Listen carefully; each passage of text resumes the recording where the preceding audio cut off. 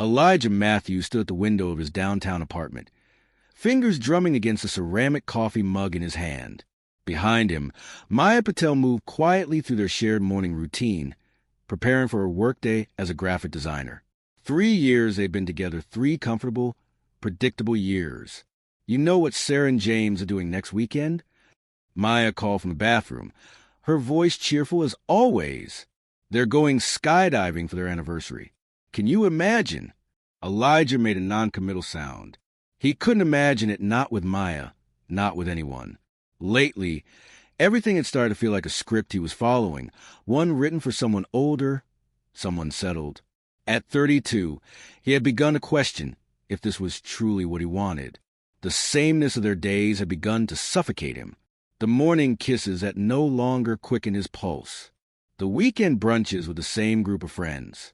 The vacations planned 6 months in advance. Even their arguments had become predictable. "Maya," he said that evening as they sat on opposite ends of the couch, "I think we need to talk." The words hung in the air between them.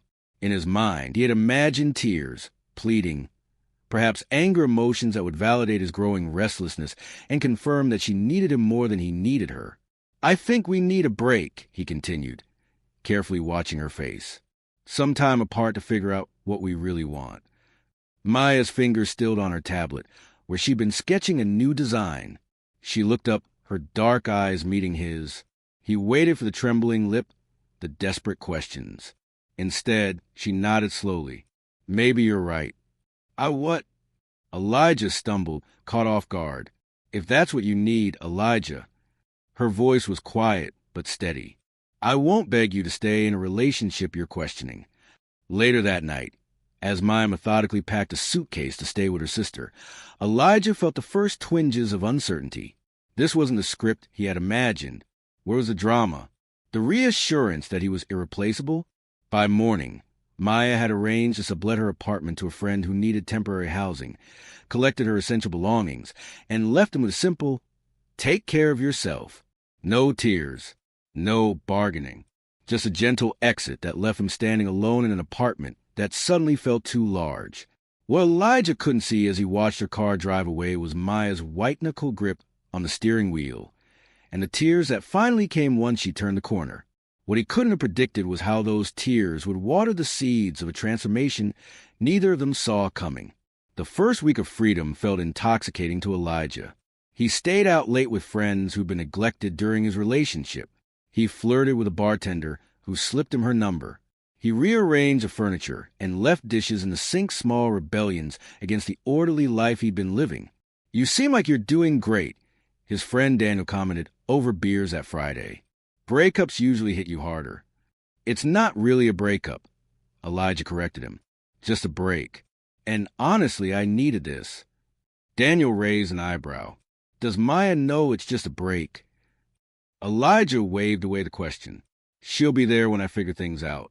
Maya's dependable that way."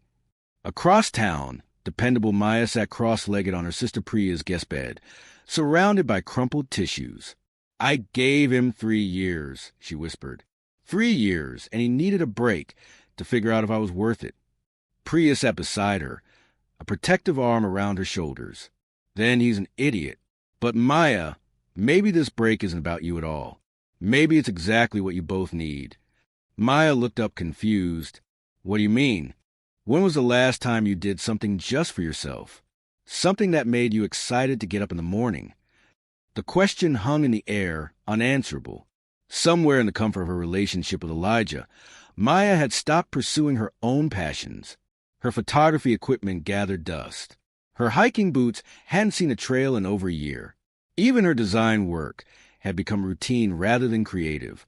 That night, Maya created a list not of ways to win Elijah back, but things that once brought her joy. The next morning, she enrolled in an advanced photography workshop she'd been eyeing for months. Meanwhile, Elijah's euphoria began showing its first cracks. His apartment felt empty without Maya's laughter. The freedom to date other people lost its appeal after a few awkward encounters. He found himself checking his phone, expecting messages from Maya that never came. Has she asked about me? He finally texted their mutual friend Claire after 2 weeks of silence. Claire's response was diplomatically vague. She's been pretty busy. I think she's doing okay. The message left him unsettled. Maya was supposed to be waiting, hoping, not doing okay, and busy. For the first time, a troubling thought crossed his mind. What if the break revealed not that he couldn't live without Maya, but that she could live without him? On a crisp Saturday morning 1 month into their separation, Maya stood on a mountain ridge, camera in hand, capturing the sunrise. Her hiking group new friends from a photography workshop waited patiently as she adjusted her settings. "That's frame-worthy," commented Ava, peering over her shoulder at the shot. "You've got a real eye for this." Maya smiled, feeling a surge of pride she hadn't experienced in years. Her Instagram page, resurrected from dormancy, was growing a modest following. Her weekends, once synchronized to Elijah's preferences, now filled with adventures of her own choosing. "We're heading to the waterfall trail next weekend," said Tomas, another photographer from the group. "You should join us." In the past, Maya would have hesitated, checking mentally if Elijah would want to join or if she should stay home with him instead. Now, she simply nodded. "I'd love to." That same weekend, Elijah sat in his apartment, scrolling through social media. He paused, finger hovering over a photo of Maya he didn't recognize standing on a mountaintop, arms outstretched, face tilted toward the sun. She looked radiant. Different. He clicked on her profile. Something he'd been avoiding. What he found shocked him. Gone were the occasional selfies and food photos. In their place was a curated gallery of breathtaking landscapes and artistic portraits, each bearing a confidence he wasn't used to seeing in her work. The comment section was filled with praise from names he didn't recognize.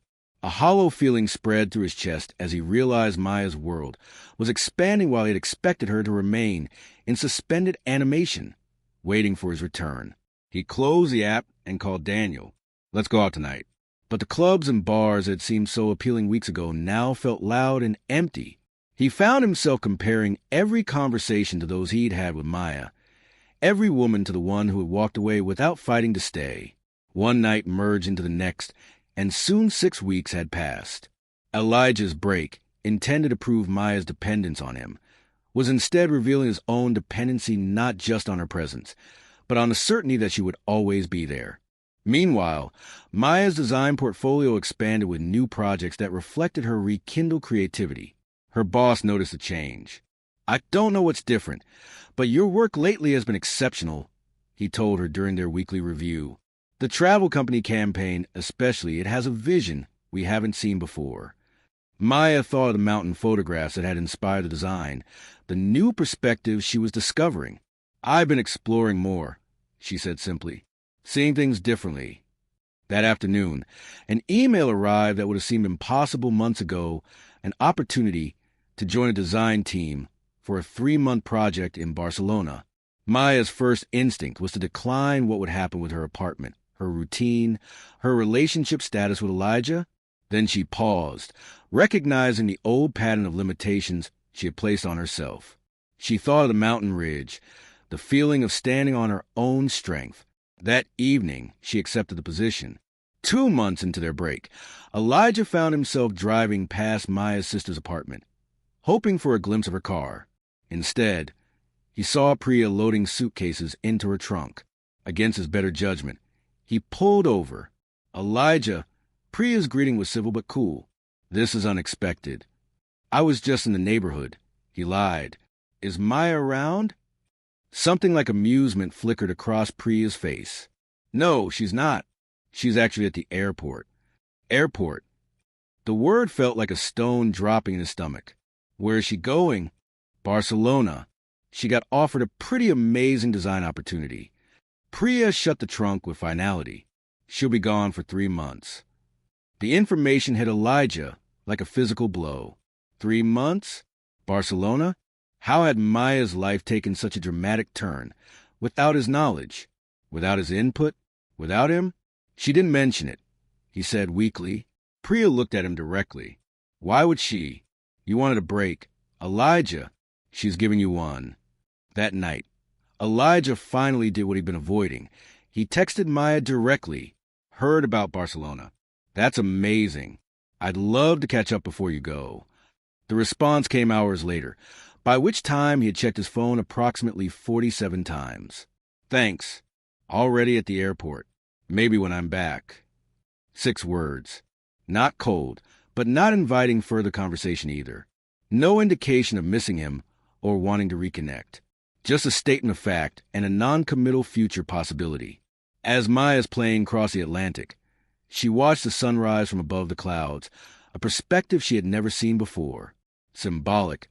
She thought of everything that had changed. She opened her journal, another habit reclaimed during the break, and began to write. 2 months ago, I thought my world was ending. Now I'm watching it expand beyond anything I could have imagined. I don't know what waits for me across this ocean, but for the first time in years, I'm not afraid to find out on my own. Barcelona embraced Maya with color, light, and new challenges. Her design team valued her input in ways she hadn't experienced before. Weekends were spent exploring Gothic architecture with her camera, sampling local cuisine, and making friends through a language exchange program where she traded English lessons for Spanish conversation. Each new experience reinforced what the break had been teaching her. She was capable of building a meaningful life on her own terms. Back home, Elijah was coming to his own realizations. The break that was supposed to be about gaining freedom had instead revealed how much of his identity had been tangled up in being the central figure in Maya's life. Without her orbit around him, he felt unanchored. I think I made a mistake, he admitted to Daniel over coffee one day. I miss her. Daniel, never one to sugarcoat, shrugged. Then end the break. Tell her. It's not that simple now. She's halfway across the world, doing amazing things. What if she doesn't want to come back to what we had? Maybe she doesn't, Daniel said bluntly. Maybe what you had wasn't as great for her as it was for you. Have you considered that? The question lingered with Elijah for days. Had he been so focused on his own feelings of constraint that he'd missed what Maya needed? Had he taken for granted that her happiness was tied to his presence? As Maya's transformation continued in Barcelona, her confidence growing, her work receiving recognition, her sense of self-strengthening, Elijah began his own journey of self-examination. For the first time, he considered the relationship not from his perspective of what he'd been missing, but from hers. 3 months after proposing their break, Elijah decided it was time to end it. Maya had returned from Barcelona a week earlier. He'd seen the photos of her homecoming dinner with friends. She looked different not just physically, though her hair was shorter and there was a new assurance in her posture, but there was a light in her eyes he hadn't seen in years. He texted her, heart pounding, would love to talk. Coffee at our old place this weekend. The response wasn't immediate. Another adjustment from Maya, who used to reply within minutes. But eventually it came. Saturday at 2 works for me. Elijah arrived at the cafe 30 minutes early, securing their favorite corner table. He had rehearsed what he would say, how he would tell her that the break had shown him everything he stood to lose. He anticipated her relief, perhaps her own admission that she had missed him too. When Maya walked to the door at exactly 2 p.m., the practice speech evaporated from his mind. She wore a yellow dress he hadn't seen before, her smile genuine but composed as she spotted him. There was no rush into his arms, no tears of reunion. Just a woman who greeted him with the politeness of an old friend rather than the desperation of a waiting lover. "It's good to see you, Elijah," she said, sliding into the chair across from him. "How have you been?" He stumbled through updates about work, friends, and family, watching her nod with interest. When she spoke of Barcelona, her eyes lit up the architecture, the design team, the portfolio pieces she created. She mentioned applying for other international opportunities, her voice alive with possibilities. "Maya," he finally interrupted, reaching for her hand across the table. "I've been thinking a lot about us, about the break. I think I've gotten the clarity I needed." She let him hold her hand, but he noticed she didn't return the pressure of his fingers. "I miss us," he continued. "The break made me realize what I was taking for granted. I want to try again, really try this time, not just fall back into old patterns." Maya's expression softened with compassion, but something else was there too, a resolution he hadn't seen before. "Elijah," she said gently, withdrawing her hand, "I'm glad the break gave you clarity. It gave me clarity too." His heart quickened. And I realized I'd lost myself in trying to be what I thought you wanted. I'd stopped growing, stopped challenging myself, stopped believing I deserved more than comfortable complacency. She took a sip of her coffee before continuing. These months apart have been transformative for me. I'm not the same person who accepted a break because she was afraid to lose you. I don't want you to be the same, he insisted. I want us to grow together. Maya smiled sadly. But that's just that we weren't growing together. You felt trapped, and I was dimming my light to make you comfortable. That's not love, Elijah. That's habit. The coffee between them grew cold as the conversation continued. Maya spoke with a clarity and kindness that made her words all the more devastating. She wasn't angry. She wasn't punishing him. She had simply outgrown the relationship they'd had. I'll always care about you, she said as they prepared to leave. But I can't go backward, not even for you. Elijah watched her walk away for the second time, but this departure felt different from the first. 3 months ago, he had expected her eventual return. Today, he understood with painful clarity that some decisions can't be undone, that some breaks become permanent not through dramatic endings but through quiet transformations. The weeks following their coffee shop conversation were among the hardest of Elijah's life. What had begun as a selfish exercise in testing Maya's devotion had ended with him losing someone irreplaceable. The irony wasn't lost on him in seeking to escape feeling trapped. He had trapped himself in regret, but within that regret were seeds of revelation. He began to recognize patterns in his past relationships, how he'd always held part of himself back, how he'd viewed commitment as something that diminished rather than enhanced his life, how he'd mistaken possession for love. I keep thinking about what she said, he told his sister Lisa over dinner one evening, about dimming her light to make me comfortable. Was I really that selfish? Lisa, always his most honest critic, nodded slowly. You mean to be, but yeah, sometimes you were. You liked being the sun in her solar system. The observation stung because it contained truth.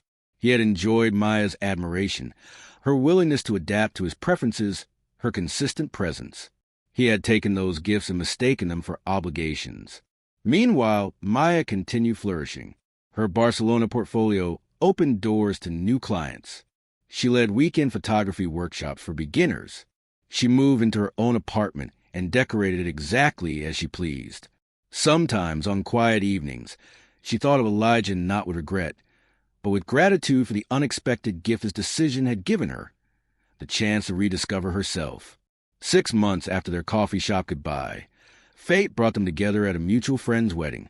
Elijah saw her across the reception hall, laughing with friends. He had heard through their social circle about her recent success. A major company had picked up her design concepts, and she was planning another overseas work trip, this time to Tokyo. He approached cautiously, uncertain of his welcome. Maya, you look beautiful. She turned, surprise giving way to a genuine smile. Elijah, it's been a while. How are you? Their conversation was easier than he expected, free from the tension of their last meeting. He told her about his new job, one that challenged him in ways his previous position hadn't. He mentioned the therapy he'd started, learning to understand his fear of commitment. I'm happy for you, she said, and he could tell she meant it. That sounds like important work. It is, he agreed.